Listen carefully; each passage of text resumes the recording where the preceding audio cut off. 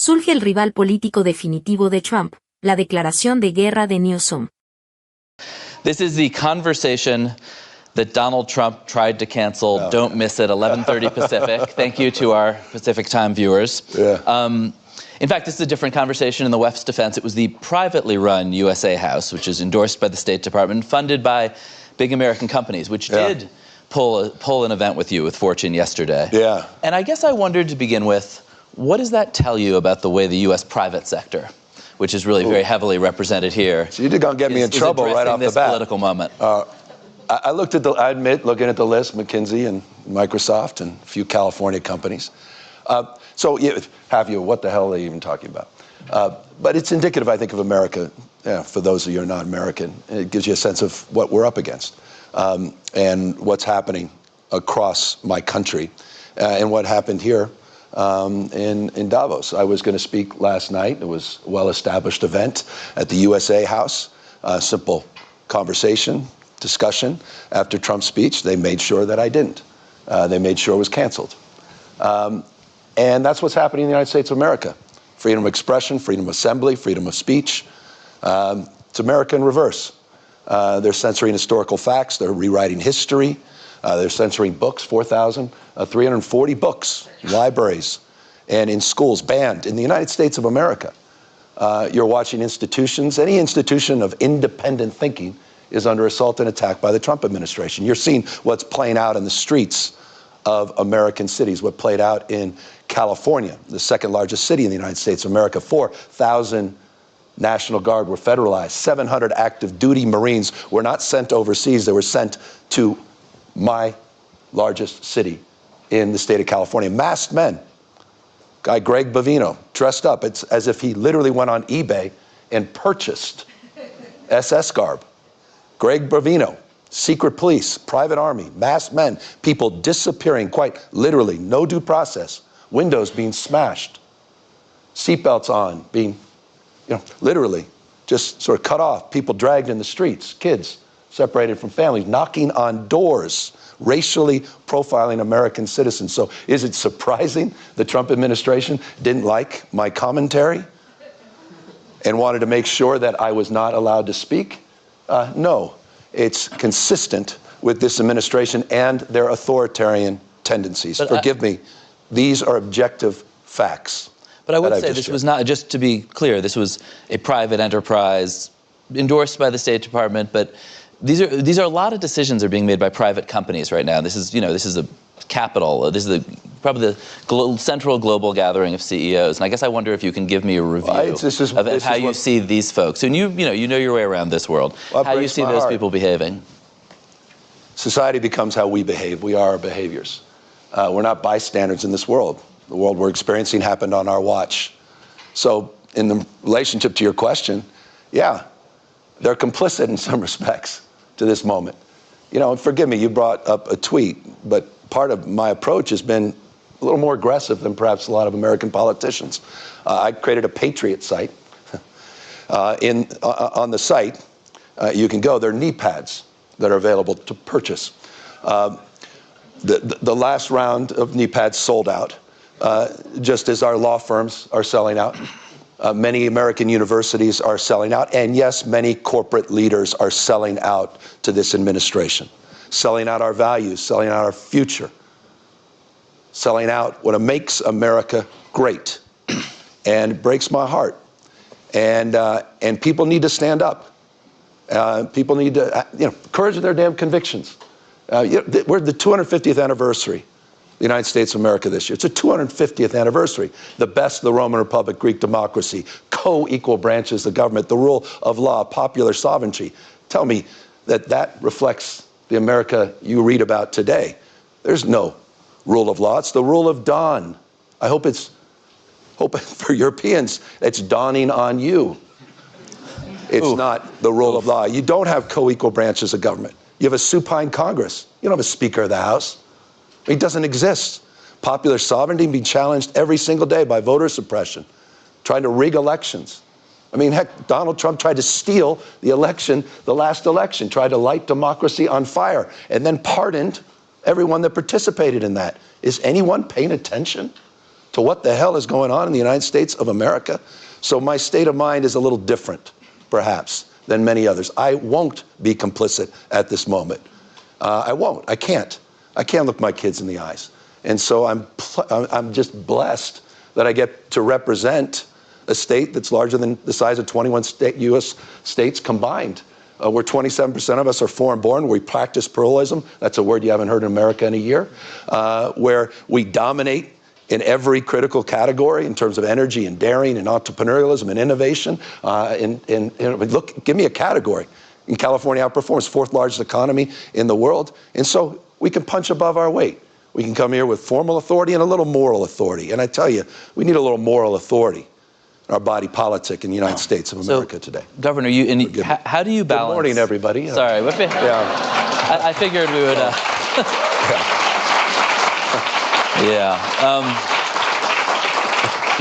You're a tough interview, Governor. I figured. And when I think you have chosen a sort of, if you can't beat him, join him strategy to the way you're talking about this stuff. You talk, you're running around distributing knee pads to CEOs, and I think it does. I'm not handing them out. And it does. I do have a few if you'd like. I don't know. And honestly, it sounds. By the way, I'm not kidding. They're the new Trump signature series knee pads. Yeah, and they are available online. I told you the last one sold out. And I just want to sort of. It's a serious moment. It actually. But we laugh. Anyway, these are available and in bulk too. But I want to read you a couple of things the U.S. government has said about you in the last 24 hours or so. The U.S. government. The Treasury Secretary. When you put it the Treasury Secretary described you as Patrick Bateman meets Sparkle Beach Ken. The White House Communications Director. That was the U.S. Secretary of Treasury. I have a couple more, and then you can respond. The White House Communications Director called you Gavin Newsom, and an official White House account, a federal government account, described you with I'd say, very online sexual slur that people here probably don't want to hear at 8:30 in the morning. And you're, in some sense, responding in kind, and waving the knee pads around. Fire with fire. Do you think? Should you? I mean, is that kind of discourse from you, from them, good for America? No, it's deeply unbecoming. Come on, and of course it is. It's not what we should be doing. But you've got to point out the absurdity. You've got to put a mirror up to this. This is madness. President, you see what he's saying about European leaders, you talking down to people, talking past people. I mean, look, the comments he made yesterday we're not even discussing because you're discussing all the other comments about windmills or whatever else that was happening. Well, he talked about Somalia's community. This is not normal. It's a deviation of normalcy. We've got to call it out. So I put a mirror up to Trump and Trumpism in all caps. And it was ironic because Pravda, Fox News in America, others, they got offended by it. They said, well, where's his mother to wash his mouth out with soap? I said, well, where the hell have you been? You've never said a word about Trump dressing up as the Pope, tweeting out and cosplaying on the world stage. And so the Treasury Secretary talked about a Barbie doll. It was as if he was reading a diary and had just broken up with someone. I mean, that was the Secretary of Treasury using valuable time yesterday on the world stage. Thank you for not sharing that on the official White House account. We're deeply in their head. I think the affordability agenda appears to be, I'm living rent-free in the Trump administration's head. The most talked about speech here in Davos actually wasn't Donald Trump's address yesterday. It was the Canadian Prime Minister. Forgettable speech yesterday. It was Canadian Prime Minister Mark Carney the day before, who talked about, I don't know, in large terms, the middle powers, everybody except for China and the U.S. really had to adapt permanently to a world without American leadership. I guess I wonder, I mean, that's in some sense a pretty anti-American point of view. That's a view that America is gone from the world stage, that whether the next president is J.D. Vance, Gavin Newsom, somebody else, this isn't a deviation, as you said. This is permanent. Well, do you buy that? Do you buy Carney's point of view? I felt there was moments, and forgive me, I should be cautious making this statement. I don't want it to be overanalyzed. But when I was listening to the EU president speak, there were moments where I said, that used to be us. I remember that. So am I surprised by what Carney did? Quite the contrary. I thought it was, I had more leaders from the United States quietly, not publicly, not enough saying it publicly, the transcript of that speech saying, wow, They were, I mean, got in Trump's head yesterday. He brought it up. You know everything about Trump because it's what's not in the teleprompter. It tells you everything you need to know about where Trump's head is on things. It was incredibly effective. The markets were more effective. Markets. It's not Mother Nature. Thought of most powerful force on earth with Mother Nature, but it's the markets, particularly the Trump administration. Combine that with the comments of Macron, combine that with the EU commissioner, but the clarity that came from Prime Minister of Canada. But the fact that he went to China, came back with a deal, started introducing low-cost, high-quality electric vehicles, not made in Michigan, Detroit, but overseas into Canada. I mean, it says everything you know about the recklessness of America's foreign policy. Everything you need to know. You know it intimately, but it's a remarkable thing to break down 80-plus years of alliances. It takes decades and decades to build trust in organizations, the architecture of that. It takes weeks, tweets, hours, minutes sometimes, to destroy it. Destruction is not strength. The Trump administration is weakness masquerading as strength. And people need to understand that. That's reflected in the tweets. That's reflected in canceling people. That's reflected in sending masked men into the American cities. It's reflected at this moment. So I respect what Carney did because he had courage of convictions. He stood up. And I think we need to stand up in America and call this out with clarity. We can lose our republic as we know it. Our country can become unrecognizable in a matter of months, just not years. It is code red, blinking red in the United States of America. So forgive me, I feel this with passion, some indignancy, as someone frankly has taken it for granted all of these years. And it's why I came here to Davos to call it out. And I wish there were more of us doing the same, because there are more of us. And on that, forgive me, I want you to know Donald Trump is an historic president. That's absolutely correct. He's historically unpopular in the United States of America. In every category, he's underwater. He will be remembered in years, not decades. He's not going to run again. Time of life denies that. Not his state of mind, but time of life. But we need to manifest that, and we need to do the hard work. And that hard work includes the difficult work of coming to Davos and calling that out. This is not where I want to be spending, I love you all, my time.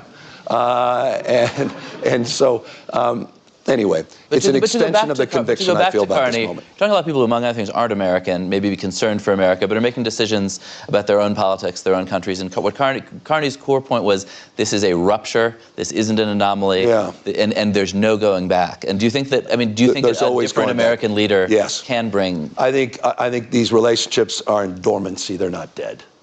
I don't use those binary terms. Don't fall prey to that. That's a bit hyperbolic, and I'm prone to a little of that at times. Dormancy. We can look, he's an invasive species, Donald Trump. He's not. He is. He took over the Republican Party. They're just, he's got, a few of them. Lindsey Graham, speaking of the knee pads. I'm sorry. This is tough stuff. It's tough stuff. I don't recognize these people any longer. I used to respect Lindsey. Lindsey, you think what I'm saying about Trump's tough? How about what Lindsey Graham said about Trump? How about the Secretary of State, Marco Rubio? Do you think... these are the same people. And this is why for things to change, we need to change. Do you think and that's why I'm changing my approach. And again, I'm grateful you all took the time. I suppose, do you think post-Trump there's a path back? Because you see this everywhere, the kind of insult politics that you're doing here, which you said you don't really enjoy it. You kind of seem to. Well, just putting a mirror up. You gotta. I was doing my 10-point plans before, and I don't think any of you would have been here this morning had I done that. Oh, they would have been here. No, because it wasn't working. No, everyone's trying to figure this guy out. How do you, a Mark Carney crowd. Yeah, but it's how do you communicate? How do you respond to this moment? And for me, it's about iteration. It's an entrepreneurial spirit. It's a very California mindset. You got to keep increasing the number of tries. And I was trying everything, wasn't working, wasn't breaking through. Democratic Party, writ large, wasn't breaking through. And we decided the only way to address Trump is quite literally to fight fire with fire. I did an initiative, Prop 50 in California. It was to reflect the fact that Donald Trump called an American politician and said in the middle of the decade to the governor of the state of Texas, I am entitled, Greg Abbott, to 5 seats, and I need you to redraw district lines, mid-year redistricting, to rig the 2026 election before one vote is cast. What the Trump administration expected we were going to do, as good Democrats do, we might write an op-ed. And we may, all go out and just say, this is just so wrong, and all of us would be applauding and say, yes, yes. And, as he's consolidating power. Instead, we went out and we redraw our maps. And we also drew a line in the sand. And I think that's what's required at this moment. And he susses out weakness like no one else. That's his great strength. That's his gift. But you punch back. You fight fire with fire. You display conviction and strength. It's a different relationship. And so my relationship to this moment is reflected in that. I'm not naive. These guys are going to try to take me down, not just my state. I'm not naive about what I've said this morning and how that will be reflected in the official White House account. I'm not naive about the fact that he threatened to prosecute the Fed chief in the United States of America that has subpoena against another sitting governor, Tim Walz, who's literally going after his enemies with the FBI and the DOJ and these power ministries. I'm not naive about any of this. I'm not naive about the corruption and the graft at a scale we've never seen in American history. I'm not naive about folks writing billion-dollar checks to Witkoff, to Jared Kushner, for this new peace deal they're announcing today. I'm not naive about the fact that the President of the United States made $1.5 billion+ in the last 12 months, personally. How the hell are we putting up with this? We have to call this out. Unprecedented in American history, happening in real time on our watch. We have to be held to a higher level, all of us, myself notably, to a higher level of accountability at this moment. I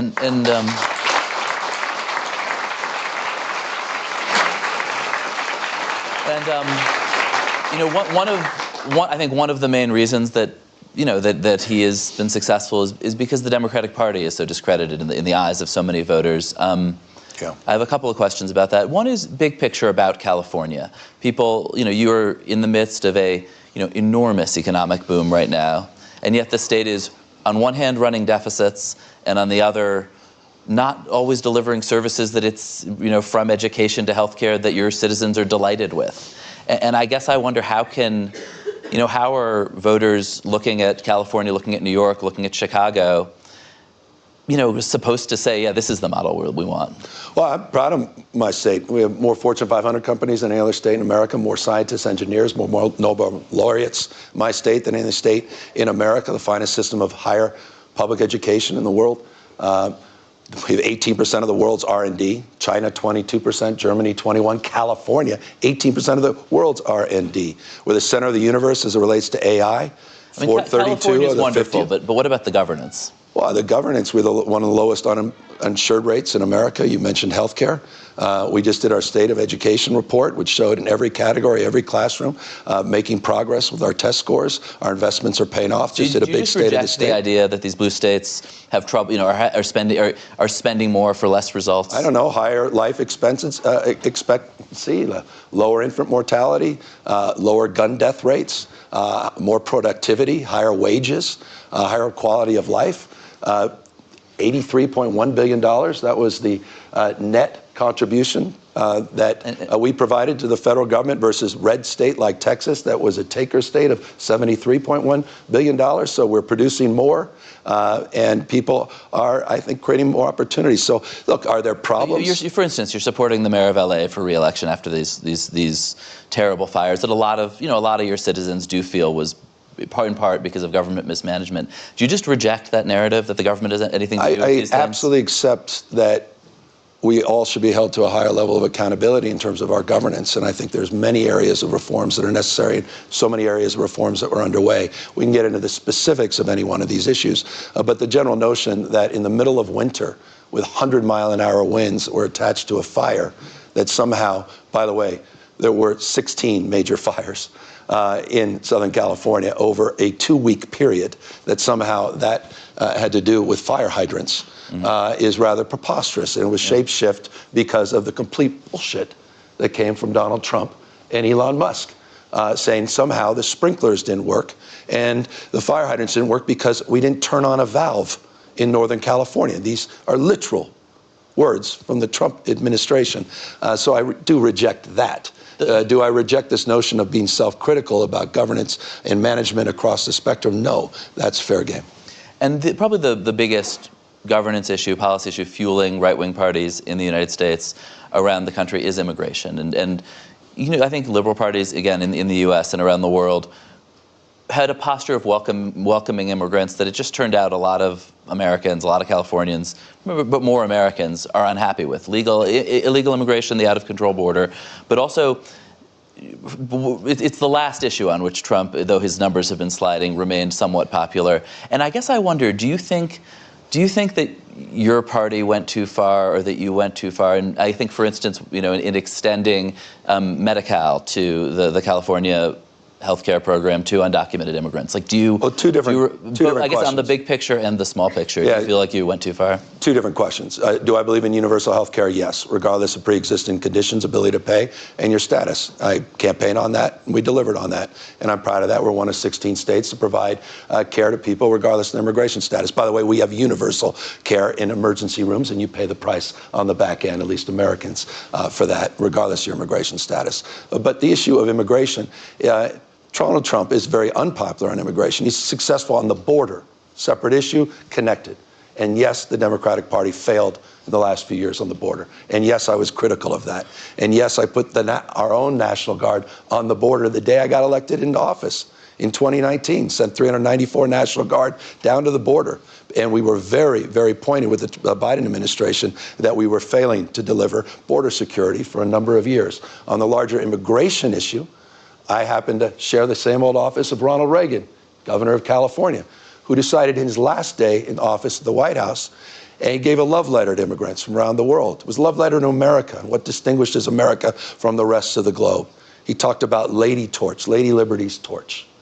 And he talked about the vibrancy of newcomers, people coming all over the globe for riches and new beginnings, becoming Americans, and what defines our great nation. And that's the spirit that defines my mindset. Getting first-round draft choices around the rest of the world is what makes California so vibrant. It's because of that diversity, and it's because of people's willingness to dare and to match up with ideas and perspectives and backgrounds to come in to make a go of it that has made California the 4th largest GDP in the world. But we have failed on the border, and Donald Trump is failing on immigration. His economic policy is not complicated. It's tariffs, which is a regressive tax. It's mass deportations, which is having a major impact on supply chains. And you've seen the American jobless rate. You're seeing it growing, the unemployment rate in America. Besant didn't talk about this. They had the worst jobs numbers in the first year of the Trump administration, outside a recession since 2003. 49,000 jobs a month. The Biden administration last year was averaging 168,000 jobs a month. Inflation is not lowering. It's still at 2.7%. Ask folks what a pound of beef costs in the United States of America, or a brand new car. Everything you heard yesterday was BS. And it's impacted by these policies of tariffs that are impacting ranchers and farmers and small business folks. A major tax that they celebrate, collecting, which is ironic from the Republican Party. And the third leg of the stool is a massive tax cut away from the wealthy and the privileged, taxing now the burden on small businesses and working folks. That's the policy, easily described, of America's economic strategy. And it's a failed strategy, and the impacts of that strategy are being felt all throughout the United States of America, including my state that has been disproportionately impacted by these policies. So I'm very critical of those. I'm critical of our assault on institutions of higher learning, research, institutions that have literally been, I mean, they're part of that formula for success. The rest of the world gets that. And he's putting sand in the gears across that spectrum. And in California, again, is fighting and pushing back.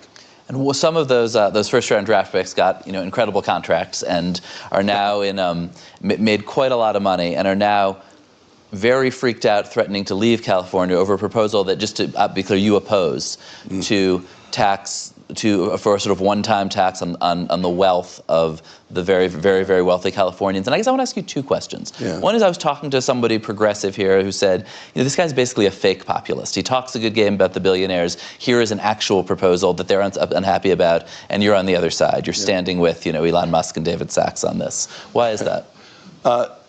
Well, one-time wealth tax at a state level that almost exclusively goes to solve one problem, healthcare, and not solving for larger issues like education, supporting police officers and firefighters, and starves the rest of the general fund, that has had already the impact of people moving out of our state and impacting then the annual income tax collection, is not something I support.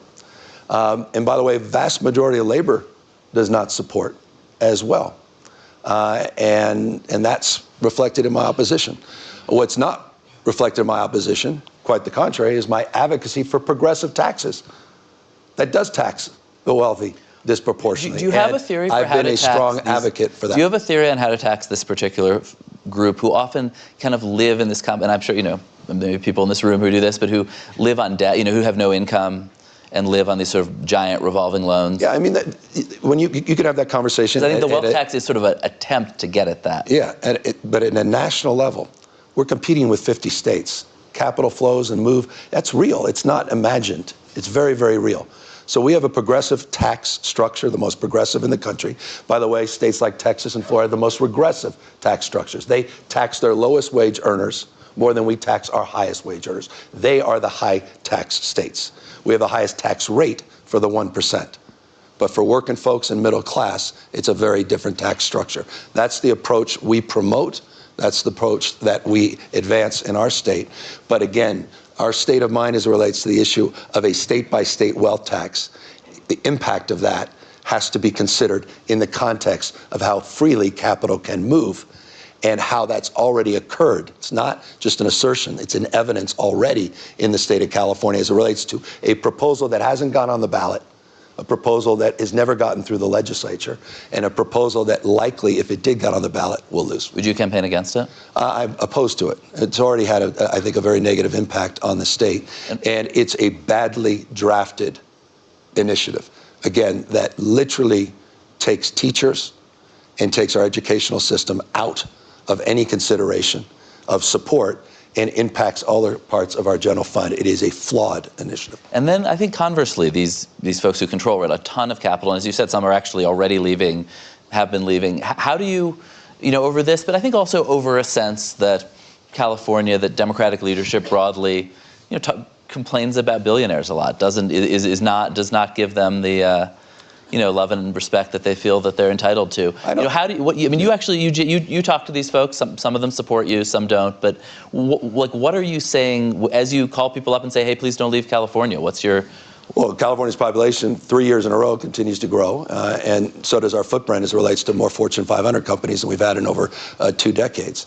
And our innovation ecosystem and startup ecosystem is second to none. We have half of the country's unicorns in our state. The largest market cap private sector company, OpenAI, just headquartered in San Francisco. They could have chosen any other state in the country. Look, I don't begrudge other people's success. I've never been that kind of Democrat. But I also recognize in a world, businesses can't thrive in a world that's failing. 10% of the wealth is concentrated, or rather 2/3 of the wealth in the United States is concentrated in the hands of just 10%. 10% of our consumer spending. The imbalance, it was Plutarch who said it to the Athenians 2,000 years ago, the imbalance between the rich and the poor is the oldest and most fatal ailment of all republics. Fast forward today. So this concentration, it's a very real issue. And we're going to have to address that. But we have to address it, I think, very thoughtfully and systemically. And I think we have to have it through the lens of a national reform. What we've done is the exact opposite with H.R. 1, which is going to explode deficits in the United States of America and debt. And again, it's transferred the tax burden to small businesses, farmers, and ranchers. It is an abomination, and it's a policy, unfortunately, the Trump administration is very proud of. Do you think a national reform is enough? I mean, a lot of this capital is really global. This is a challenge for all of us across the globe. And so the challenge is, do you have a redistribution mindset or a predistribution mindset? Do you have a progressive tax structure that can balance these things? And this is the iteration in the state of California, and this is our approximation. And I think California's figured it out in many respects.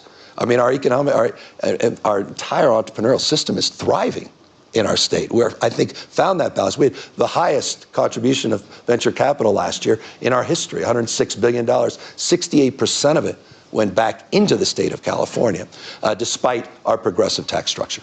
Well, you know, from the tweets to Plutarch, thank you. Thank you so much, Governor. Thank you, guys. Thank you, everybody, for being here. Thank you. Este sitio puede ayudarte a mejorar tu comprensión de lectura y escucha en inglés. USA Inteligencia Artificial para dividir las oraciones en partes fáciles de entender. Con el reproductor puedes ajustar la velocidad, pausar o retroceder para entender cada frase. Ofrece traducción a 20 idiomas, lo que facilita mucho el aprendizaje. Solo escribe inglés.com en tu navegador y pruébalo ya.